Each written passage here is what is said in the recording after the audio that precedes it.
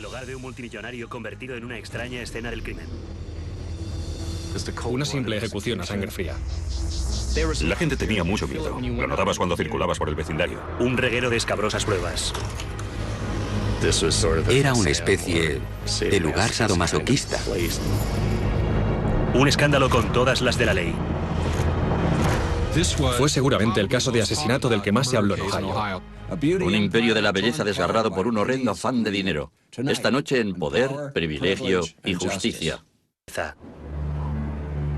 Una tarde de agosto de 1980, la policía de Akron, Ohio, recibió una llamada avisando de un supuesto tiroteo en Bath, una lujosa zona salpicada de grandes fincas y cuadras de caballos. En esta comunidad vive mucha gente rica, personas acomodadas. La policía acudió presurosa al número 2694 de Everett Circle. En la casa encontraron a su propietario, el magnate de la cosmética Constantine Dean Milo, muerto con 2 tiros en la cabeza. Nos encontramos con Dean tendido de bruces. Llevaba los calzoncillos al revés.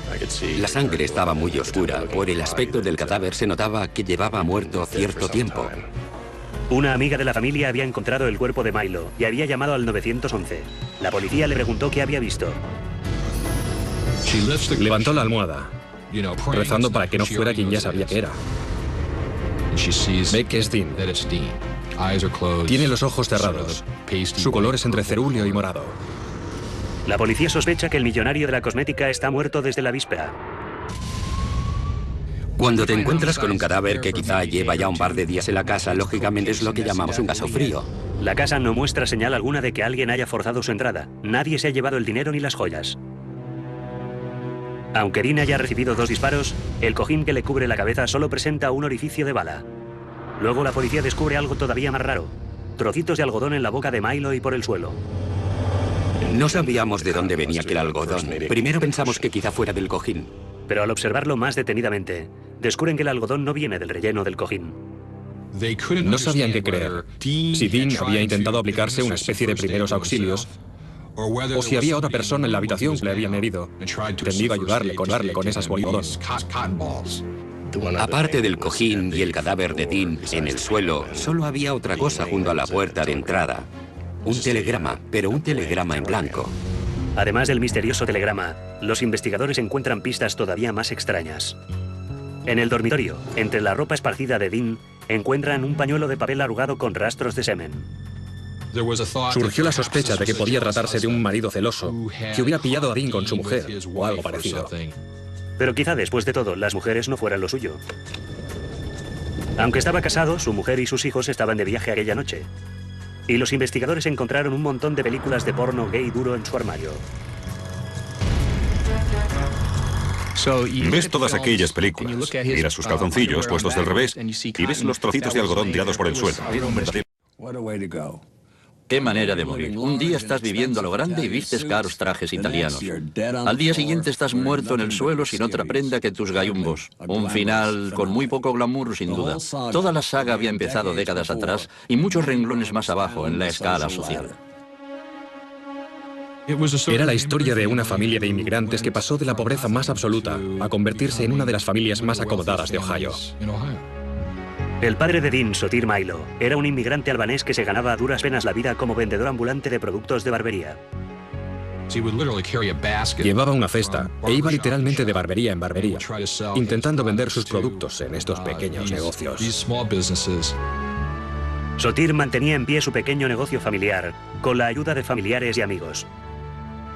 Barry Boyd era vecino de los Milo. Antes de ir a la escuela, le ayudábamos a cargar la camioneta con sus productos. Iba de barbería en barbería. Sotir y su mujer, Katina, tenían 3 hijos. Fred, Sophie y el primogénito, Dean. La pequeña empresa de Sotir empezó a consolidarse y el sueño americano de los Milo empezó a convertirse en realidad. Fred y yo hemos sido amigos desde siempre. Vivíamos a una manzana de distancia. Eran gente muy sociable y extrovertida. Incluso aprendí a decir palabrotas en albanés. Pero los Milo también tenían un lado serio. Katina gobernaba a la familia con mano de hierro. La madre de Fred podría ser bastante mordaz a veces y dejaba claro lo que pensaba. La persona más dominante de la familia Milo era la madre, Katina. Dominaba a su marido y dominaba a sus hijos. Lanzaba un caramelo al aire y el mejor luchador se quedaba con el caramelo. Le gustaba mucho hacer ese tipo de cosas. De los 3 hijos de los Milo, Dean era el favorito de su madre. Bien parecido, inteligente y deportista, era el niño mimado del instituto. Su hermano Fred no podía haber sido más distinto. A Fred no le gustaba el ejercicio físico. No jugaba baloncesto ni al fútbol. Fred no era muy popular. A finales de la década de los 50 y principios de los 60, los 2 hermanos estudiaban en la Universidad de Akron. A Dean se le daban muy bien las matemáticas y sacaba las mejores notas en sus clases de contabilidad. Fred solo aprobaba haciendo trampas. Me pidió que me presentara en el examen final en su lugar. Y lo hice. Hice el examen de comunicación numérica en lugar de Fred Milo y sacó un 9,5, creo. Más o menos. Y se licenció. Después de la universidad, los hijos de los Milo, Dean, Fred y Sophie, empezaron oficialmente a trabajar en la empresa familiar. De los 3, el que tenía más talento empresarial era Dean, y en 1969 se convirtió en presidente. Soñaba en convertir aquel humilde negocio en una multinacional de millones de dólares. Y tenía un plan: eliminar el departamento comercial y vender directamente a los clientes a precios de descuento. La idea triunfó de inmediato. Fue una iniciativa realmente nunca vista. Era muy agresivo en los negocios. Le gustaban los retos. Le gustaba saber que estaba ganando. Y ganaba. Las grandes firmas de cosmética estaban furiosas de que reventaran los precios. Pero cuando se negaron a vender sus productos a precios de descuento, Dean fundó 2 empresas punteras para canalizar los productos hacia sus tiendas. Los proveedores le odiaban, pero no podían hacer nada. La política de descuento se oponía frontalmente a la imagen de glamour que estas empresas de cosmética tenían de sí mismas. De manera que, en consecuencia, Dean empezó a destacar negativamente la industria de la cosmética. Dean se buscó bastantes enemigos. No gustaba mucho a ciertas personas por su forma de llevar el negocio. No le importaba pisar a quien fuera para conseguir sus objetivos. Dean Milo estaba ganando dinero, pero haciendo enemigos. ¿Valía la pena matar a alguien por culpa de unas barras de labios o una loción barata para después del afeitado? Los investigadores estaban a punto de descubrirlo.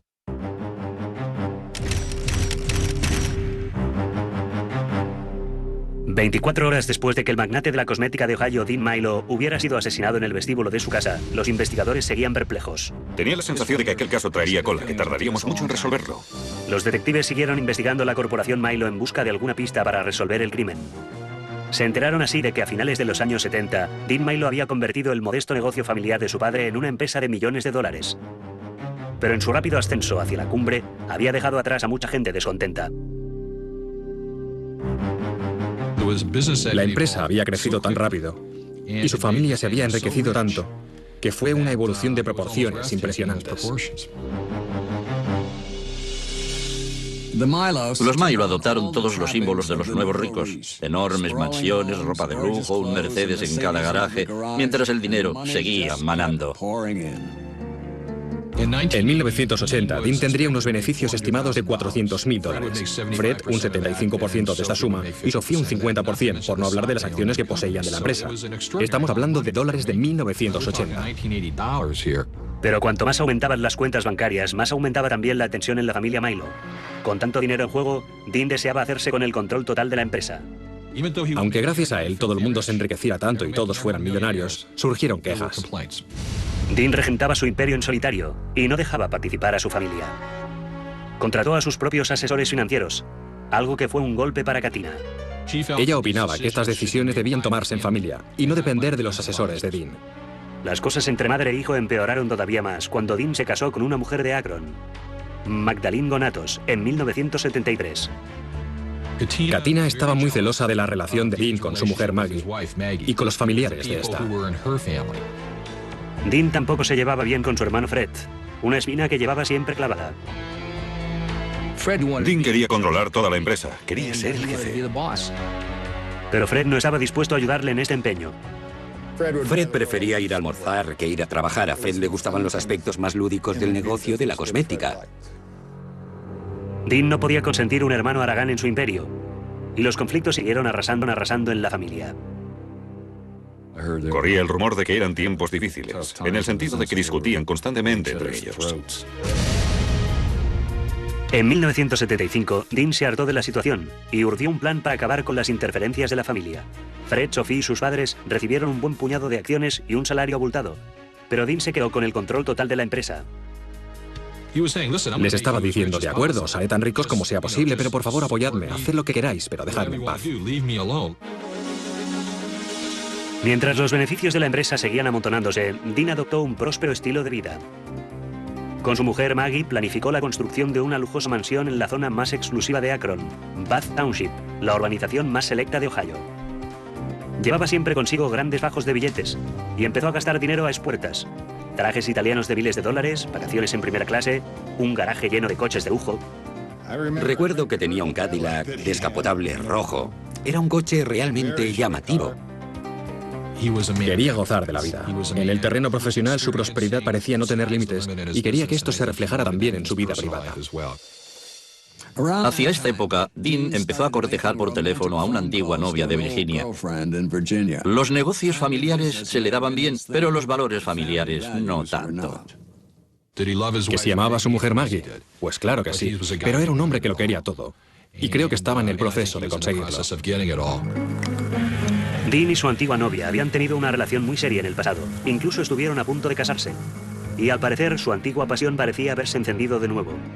Los investigadores descubrieron asimismo que Dean había tomado ciertas decisiones potencialmente peligrosas en sus asuntos profesionales.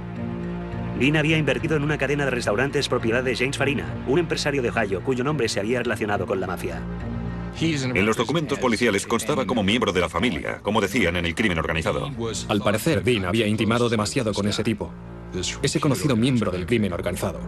Pero la familia que más problemas le causaba era su propia familia. En la primavera de 1979, Dean descubrió que Fred y Sophie se habían apoderado de talones por valor de $300.000 procedentes de los fondos de la empresa. Dean les despidió al momento. Conservaron su participación de una tercera parte del negocio, pero habían perdido su empleo. Dean había convertido el negocio familiar en una empresa de un solo hombre. Sus padres, Sotir y Katina, habían perdido el control de la empresa que habían fundado. Y ahora, Dean también se había librado de su hermano y su hermana. Katina, la matriarca, no iba a quedarse cruzada de brazos. Katina exacerbó la situación al insistir en que Fred debía plantar cara a su hermano mayor. Fred y Sophie presentaron una demanda contra Dean. La familia Milo, antaño tan unida, solo se comunicaba ahora a través de sus abogados. Con todos los litigios que se plantearon entonces, las maniobras legales y todo lo demás, fue entonces cuando la situación se volvió realmente peligrosa. El ex abogado de Akron y amigo de la familia Barry Boyd intentó mediar en el conflicto. Aconsejó a Fred que aceptara una generosa oferta de su hermano para retirar la demanda. No sabe cuántas veces sugerí a Fred que llegara a un acuerdo con su hermano. Le dije, Fred, puedes salir de esa con 4 millones de pavos. Pero Fred no le hizo caso. Estaba atrapado en la pelea familiar y no quería volverse atrás. La ruptura final se produjo a raíz de la fiesta de Navidad de la empresa en 1979. Dean no había invitado a nadie de su familia a la lujosa celebración, pero Fred mandó a sus padres de todas formas. Cuando la señora Milo entró en la fiesta, yo le dijo, no te he invitado, no he invitado a papá, tendréis que marcharos. Y ella contestó, no pienso marcharme, deberías darme un ramillete como a las demás mujeres. No consiguió que se marchara por su propio pie y tuvo que echarle recurriendo a la fuerza física.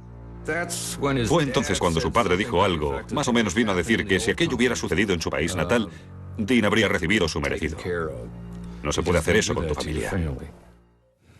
Seguro que Sotir y Katina habrían podido tener a raya a sus hijos si se hubieran quedado en Albania, pero en América los Milo eran como una manada de perros salvajes peleando por un hueso, y era inevitable que alguien acabara recibiendo un mordisco. 3 días después de que el magnate de la cosmética Dean Milo muriera asesinado de un tiro en la cabeza, los investigadores seguían en blanco. Desesperados por resolver el crimen, montaron un dispositivo de vigilancia en el funeral de Milo, con la esperanza de descubrir alguna pista. Un hombre en particular les llamó la atención. Un equipo de vigilancia captó estas imágenes de James Farina, supuestamente relacionado con la mafia, llegando al funeral. Antes de ser asesinado, Dean Milo había invertido en una cadena de restaurantes propiedad de Farina. Al principio, todas las sospechas se concentraron en él, pensando que ese tipo debía tener algo que ver con el crimen. Pero el comportamiento de la familia Milo también levantó sospechas. En el funeral se produjo una extraña escena. La familia de Sotir, Katina, Fred y Sophie estaban al fondo de la sala, con aspecto de estar muy poco afectados. Mientras que en primera línea estaban todos los amigos de Dean llorando su pérdida. La suerte de Dean despertaba cierta compasión. Primero muere de una muerte miserable y humillante, y luego su propia madre apenas vierte una lágrima sobre su ataúd. Lloró un poco, pero muy poco. Era una persona dura, era muy dura. No parecía estar emocionada, más bien parecía reivindicar algo. Cuando nos marchamos dije, la madre sabe algo. Katina no fue el único miembro de la familia Milo que despertó sospechas. Los investigadores también se centraron en el hermano de Dean, Fred, despedido del negocio familiar por su hermano mayor.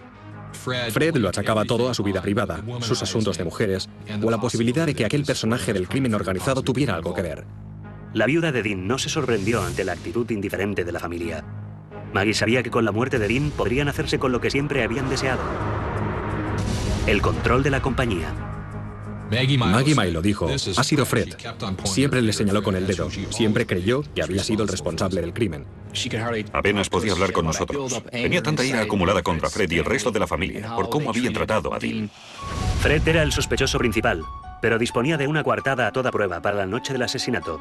Se había ausentado en viaje de negocios lejos del estado, y como descubrieron los detectives, las cosas entre Dean y él se estaban arreglando. Una semana antes de morir, Dean había recibido una llamada de Fred, que deseaba reconciliarse con él. Fred le había indicado que estaba dispuesto a venderle su participación en la empresa por el precio adecuado, y quedaron en encontrarse. Dean creyó que sus problemas estaban a punto de solucionarse. Y hasta cierto punto tenía razón. A las 2 semanas de iniciarse la investigación, la policía encontró una nueva pista. Un taxista declaró que Dean Milo frecuentaba bares de ambiente. En la escena del crimen se había encontrado pornografía gay. ¿Sería esta la pista decisiva que habían estado esperando? Recuerdo que fuimos a todos los bares gay de Akron, interrogamos a la gente intentando llegar al fondo del asunto. Los detectives pasaron semanas investigando la única pista de la que disponían. Incluso llamaron a la puerta de un destacado personaje del sadomasoquismo local llamado Leather Rick. Aquella pista podía habernos llevado algo.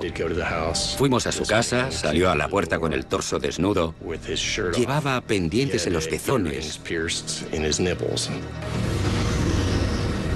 Había unas palmetas cubiertas con algo suave. Y había una cosa, casi parecía un columpio, pero tenía un sillín de cuero con cadenas. Pero finalmente la policía llegó a la conclusión de que Dean Milo no tenía esta tendencia sexual. Uno de sus empleados declaró que Dean guardaba las películas porno para él. Y la pista del taxista no tenía fundamento. Resultó ser falso, el taxista solo buscaba notoriedad. Con el caso enfriándose, los investigadores eran capaces de agarrarse a un clavo ardiendo. Decidieron investigar de cerca a la exnovia de Dean. Sospechaban la existencia de una relación íntima entre ellos.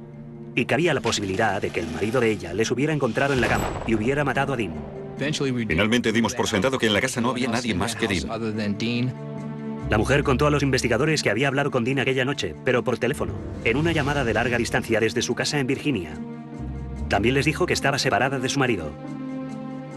El socio de Dean, vinculado con la mafia, también fue tachado de la lista de sospechosos. Le pedimos que se sometiera a la prueba del polígrafo, le preguntamos sobre las fotos del archivo policial y él nos lo dio todo. Cada vez que surgía alguna novedad, dedicábamos cantidad de tiempo y personal a investigar cualquier rumor.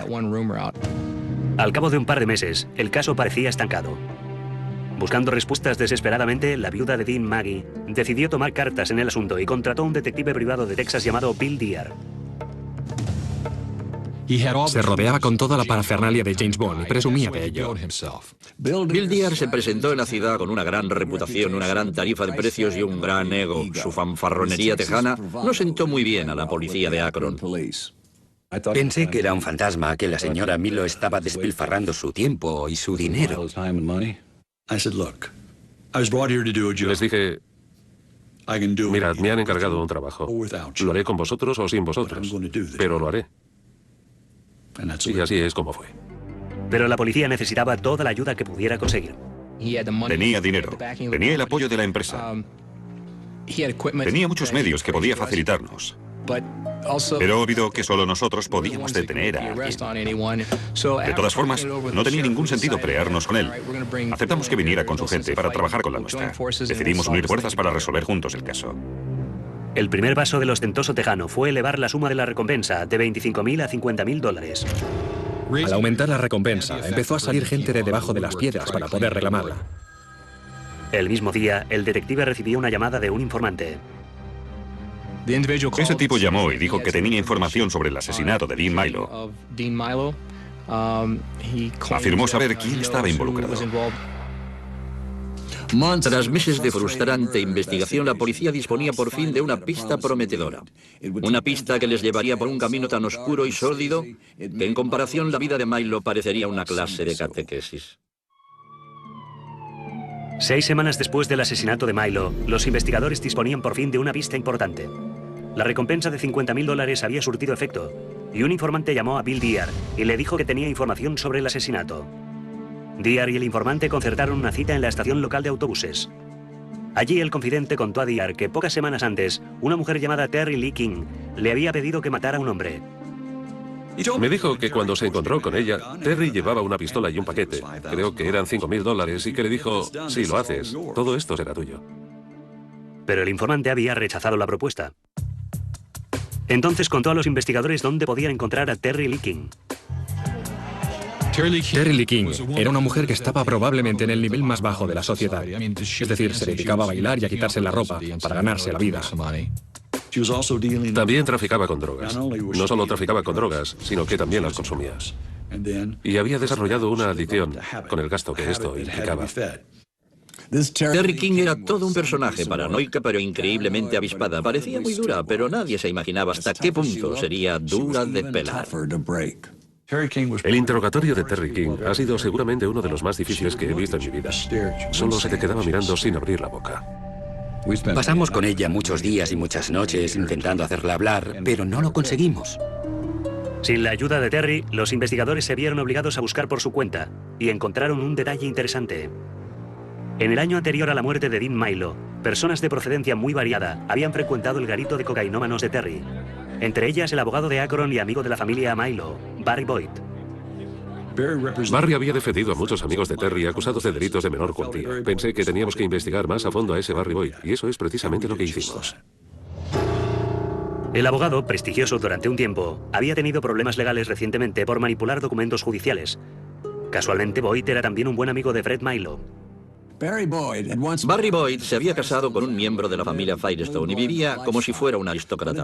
Pero tras el divorcio su fortuna cayó en picado y a finales de 1979 su vida social transcurría en un ambiente de cocaína y alcohol. Si Fred Milo había tenido algo que ver con ese asesinato, Barry Boyd tenía que saberlo. Barry Boyd contó a los investigadores que no sabía nada de los planes de asesinato por encargo de Terry. Solo era una chica marchosa con quien solía divertirse. Terry tenía cantidad de cocaína y venía a verme de vez en cuando con cocaína y esnifábamos juntos. Era una chica con una marcha increíble. Era estupenda. Boyd no aportó ninguna información que pudiera ayudar a resolver el caso. Todo indicaba que la investigación había llegado a un callejón sin salida. Pero a finales de noviembre la recompensa de 50.000 dólares proporcionó otra pista interesante. Recibí una llamada de un sujeto. Me dio un nombre falso, me dijo que tenía información y me preguntó si yo podía pagarle la recompensa. Le contesté, claro que sí, ven a verme enseguida. Este segundo informador dijo que el asesinato de Dean Milo había sido cometido por un veterano de Vietnam llamado Tom Mitchell. Mitchell también era amigo de Terry Lee King. Y los investigadores descubrieron que Mitchell había salido de la ciudad rumbo a Texas el día después del hallazgo del cadáver de Dean. Era una pista muy prometedora y la policía se lanzó tras ella. Pidieron al informador que les indicara dónde encontrar a Mitchell. Le dije, bueno, ¿estarías dispuesto a ir allí, a enfrentarte a ese tipo? Y contestó, claro, si recibo la recompensa. Y así es como empezó todo. Bill Dyer y los agentes de Bath volaron inmediatamente a Texas con el informador. Con un micrófono oculto, el informador se dirigió a casa de Mitchell y pretendió chantajear a su antiguo conocido. Le dijo que la policía andaba tras él y que no tenía la intención de asumir la culpa por un asesinato que sabía había cometido Mitchell. También le dijo que no le denunciaría si Mitchell le pagaba 3.000 dólares. Dijo, mira, tú lo sabes y yo también. Lo hiciste tú. Quiero mi dinero esta noche o atente a las consecuencias. Y entonces Mitchell le dijo, sí, Terry King me enseñó su fotografía. Me ofreció el dinero, pero yo no lo hice. Con aquella declaración, Tom Mitchell no confesaba haber cometido el asesinato, pero bastaba para detenerle. Aquella noche, una brigada de asalto rodeó la casa de Mitchell. Acudió a la puerta con una cerveza en la mano. Yo saqué la pistola, le apunté a la cabeza, le obligué a arrodillarse. Le pusimos las esposas. No hubo ni un solo disparo. Los investigadores sabían que Mitchell no era el autor de los disparos, pero estaban convencidos de que su papel era crucial en la conspiración. Una vez detenido, le presionaron al máximo y Mitchell empezó a hablar. De repente aparecía un sospechoso sorpresa en aquel enredo. Mitchell lo contó todo muy pronto, y en su declaración implicó tanto a Terry Lee King como a Barry Boyd. Terry Lee King, presionada, confesó y acusó formalmente a Barry Boyd de estar implicado en la conspiración. Dijo que le había ofrecido $10.000 por ese trabajo.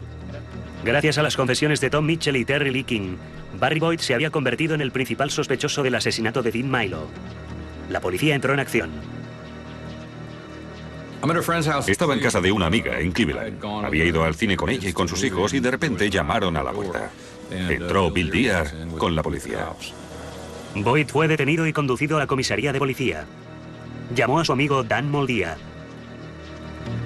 Mi primera reacción fue, eres obviamente inocente, déjame que intente recaudar fondos para tu defensa legal. Pero Barry me dijo que no lo hiciera. Escucha, Dan, lo hice. Estuve involucrado. Barry Boyd cantaba como un jilguero. Meses después de que Dean Milo cayera asesinado en su propia casa, empezaba a salir a la luz lo ocurrido en aquel vestíbulo.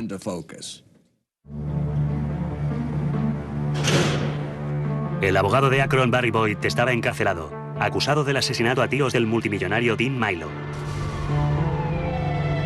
Contó a la policía que en la primavera de 1979 se encontraba alcoholizado y deprimido cuando el hermano de Dean, Fred, le pidió un favor. Estábamos sentados en casa y él me preguntó si conocía a alguien que pudiera... No pronunció la palabra en ningún momento, solo hizo el gesto, implicando que se trataba de matar a Dean de un tiro. Por fin, las piezas del rompecabezas empezaban a encajar. Boyd dijo a los detectives que había ofrecido el trabajo a Terry Lee King. Pero como la stripper no consiguió encontrar un asesino sueldo, Fred Milo había sugerido otro plan. Quería que pasara haciendo jogging por la casa de Dean, entrar de repente y le disparara. Boyd no era ningún santo, pero tampoco un asesino. Si el Benjamín de la familia quería contratar a un pistolero, tendría que seguir buscando. Con Boyd descartado, Fred tomó el asunto en sus propias manos y encontró lo que andaba buscando en un antiguo empleado de Milo muy resentido, llamado Tony Rydell.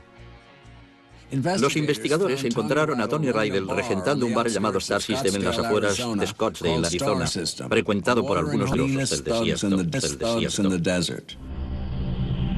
A través de sus contactos con los operadores de máquinas tragaperras, expendedoras automáticas, flippers y gente así, empezó a conocer también a la gente del AMPA. Los investigadores sospechaban que Rydell tenía la clave que resolvería el caso. Pero cuando le detuvieron para interrogarle, se refugió en un mutismo absoluto. Al parecer, Tony Rydell sería inquebrantable desde el principio y no pensaba rendirse sin un enfrentamiento legal. Frustrados, los investigadores abandonaron la sala de interrogatorios. Pero al regresar minutos después, Tony Rydell era otro hombre. De repente, estaba ansioso por confesar. El cambio de actitud de Tony Rydell no había sido más que un golpe de suerte. Había oído a los policías hablar de otro agente llamado Harry y creyó que se referían a Harry Knott, un gángster con el que estaba asociado. Pensó que Harry Knott también estaba detenido y que la policía tenía la intención de montar una confrontación entre ambos, Harry Knott contra Tony Rydell. Por eso, sin duda, el factor decisivo fue que Tony Rydell, en algún momento, decidió que le convenía ser el primero en colaborar con la policía. Tony Rydell confesó que desde el verano de 1980 había hablado a Harry Knott del plan de Fred Milo para asesinar a su hermano. Knott era un operador de expendedoras automáticas que había tenido tratos con Rydell. También estaba conectado con varios criminales empedernidos. Tony dijo, bueno, hay un tío en Akron, Ohio, que quiere matar a su hermano. ¿Estaríais interesados? Serían unos $10.000. Tony Rydell contó a la policía que Harry Knott había encontrado un asesino a sueldo, pero que pedía más dinero. Rydell hizo saber a Fred Milo que el asesinato de su hermano le costaría 22 de los grandes. El asesino recibiría la mitad, $11.000 como adelanto, y el resto después del encargo. Fue un momento decisivo para nosotros. Con la información de Tony Rydell se pudo detener a Fred Milo. En vísperas de las Navidades de 1980, 4 meses después del asesinato de Dean Milo, la policía detuvo a su hermano Fred. Atravesé la cocina y me dirigí hacia la escalera. Fred había empezado a bajar y pude ver desde mi perspectiva que acababa de mojarse los pantalones. Se dio cuenta de que todo había acabado. El juicio de Fred Milo empezó a finales de la primavera de 1981. Katina Milo, la matriarca de la familia, estaba entre el público. Insistía en la inocencia de su hijo pequeño.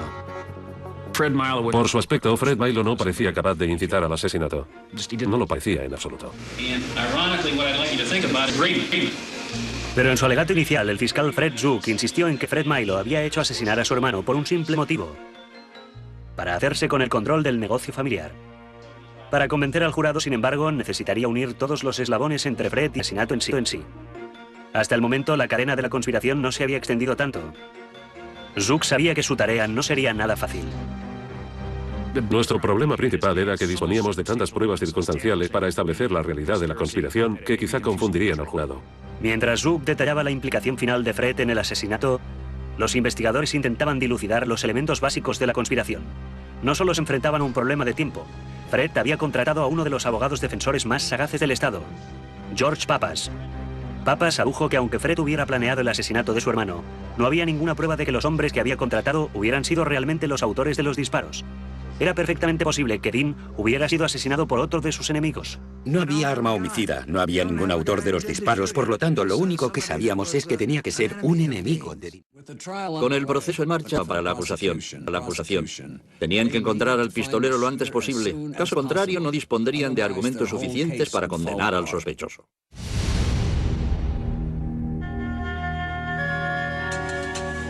El proceso contra Fred Milo estaba a su fin. Pero la policía todavía no había encontrado al mercenario que había matado a Dean Milo. Sin el autor material, resultaría muy difícil que el jurado declarara a Fred Milo culpable del asesinato de su hermano. Nos enfrentábamos a un proceso en el que me sentía muy pesimista. Tras deliberar durante 7 días, el jurado fue incapaz de alcanzar veredicto unánime. Eso significaba que Milo estaba a punto de salir en libertad. Por 2 votos de diferencia, estuvieron a punto de declararle inocente. Para que la acusación tuviera la más mínima oportunidad de condenar a Fred en un nuevo juicio, la policía tenía que encontrar al pistolero. El jurado indeciso les concedió un poco más de tiempo. Al parecer, Fred Milo podría eludir a la justicia, pero entonces otro informador salió de debajo de las piedras. Dijo a Locke que investigara a un joven matón de Kentucky llamado David Hardin. Hardin había estado presumiendo de que había matado a un hombre de negocios en el norte del país. David Hardin estaba involucrado en delitos con violencia física y en el tráfico de drogas. Cuando arrestaron a Hardin, los policías le dijeron que Fred Milo había pagado más de $20.000 por el trabajo. Hardin se puso furioso. A él solo le habían dado $600. Y por esa miseria no estaba dispuesto a ser el único en cargar con el crimen. Dave Hardin colaboró con nosotros. Se declaró culpable de asesinato con circunstancias agravantes. En agosto de 1982 se inició un nuevo juicio, y ante una sala hipnotizada, David Hardin declaró que en julio de 1979, mientras estaba pasando el rato en un bar de Kentucky, un viejo amigo suyo, John Harris, le hizo una propuesta. John le dijo a David Hardin, ¿quieres ganarte una buena pasta? Y él le contestó, claro, ¿qué tengo que hacer? John Harris era un delincuente de Pokémon. Harrinot había contratado para matar a Dean Milo. Sería un trabajo para 2 personas, por lo que Harris necesitaba un compañero. Por unos miserables $600, David Hardin aceptó cometer un asesinato. La tarea de Hardin consistía en matar a un hombre de negocios en Ohio. David Hardin relató ante el jurado que el 10 de agosto, poco después de la medianoche, él y John Harris habían llamado por teléfono a Dean desde una bolera cercana.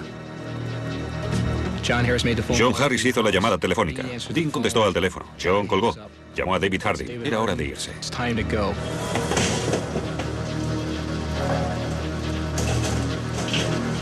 Harris condujo hasta el municipio de Bath. Hardin llamó a la puerta principal, con un telegrama en la mano. Milo se asomó a la ventana y gritó, ¿quién es? Western Junior, traiga un telegrama. Dijo Ale. Y al parecer Milo se puso entonces los calzoncillos de revés. Bajó y abrió la puerta. Fue algo inmediato. Le empujó, sacó el revólver y entonces Dean dijo, por favor, no me mates. Y él le dijo, arrodíllate.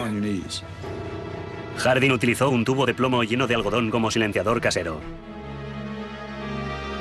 Cuando Harding tuvo de plomo en la boca del cañón y apretó el gatillo, el algodón salió disparado. Apagó el sonido, pero solo pudo utilizarlo una vez. Y como todo el algodón había salido disparado, tuvo que ir a buscar el cojín y cabeza con él. El segundo disparo acabó con la vida de Dean Milo. Subió al estrado y dijo que era el autor de los disparos. Por supuesto, aquello lo cambió todo porque de repente nos enfrentábamos con la realidad de la muerte. Esta vez el jurado alcanzó un veredicto unánime. La acusación había desentrañado por completo la retorcida conspiración de Fred Milo para asesinar a su hermano. Y Fred pagaría ese crimen, pasando el resto de su vida en la cárcel. Si no hubiéramos detenido al autor material, seguramente tampoco habríamos podido atrapar a Fred Milo. Al final, 11 personas fueron condenadas como participantes en la conspiración, un número récord en el estado de Ohio. Mucha gente acabó en prisión. Mucha gente ha muerto en la cárcel y la familia quedó totalmente destrozada. Tras colaborar en la investigación, Barry Boyd pasó casi 3 años en prisión. Vi una foto de Dean tendido en el suelo, rodeado de sangre. Y entonces me di cuenta de lo horrendo que había sido todo. Si Dean siguiera con vida, no hay duda de que Fred hubiera podido gozar de una existencia ociosa, como un hombre inmensamente rico. Su hermano mayor le estaba convirtiendo en millonario y él no tenía siquiera que hacer nada. Lo sentí por Fred en cierta medida. Pensé que siempre había sido un hombre bastante débil. Estuve observándole durante el juicio. Le observé cuando se lo llevaban. Y pensé que jamás saldría con vida de la cárcel. Fred terminó pasando casi 20 años entre rejas. Murió de un ataque cardíaco, todavía en la cárcel. Aunque no se presentó acusación alguna contra ella, algunos observadores opinan que Katina, matriarca, había sido la verdadera responsable. Yo sigo responsabilizando a Katina. Creo que fue ella la que salvó la situación. Fue ella en última instancia la culpable de lo que había sucedido. La hija de Katina, Sophie, y su marido asumieron el control de la compañía Milo, valorada en $200 millones. Con la muerte de Dean, la empresa no consiguió recuperarse por completo y Sophie acabó vendiéndola. El nombre de Milo, asociado durante un tiempo con la belleza y la riqueza, solo se recuerda ahora por su horrenda codicia. Dominic Dunne para la televisión judicial.